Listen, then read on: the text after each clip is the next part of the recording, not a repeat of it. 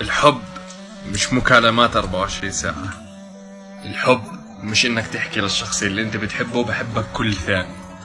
الحب مش انك تقعد انت وياه 24 ساعة لمكالمات فيديو، طلعات وروحات وجيات.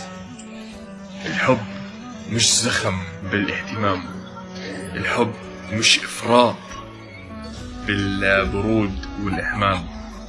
الحب عبارة عن شخص وقت ما أنا أحتاجك بلاقيك، شخص يدعي لي بالغيب بدون ما أرى، شخص يفرح لفرحي ويحزن لحزن، شخص يقدرني صح ويكون الاشتياق بيننا موجود. الحب أمان وراحة وسر.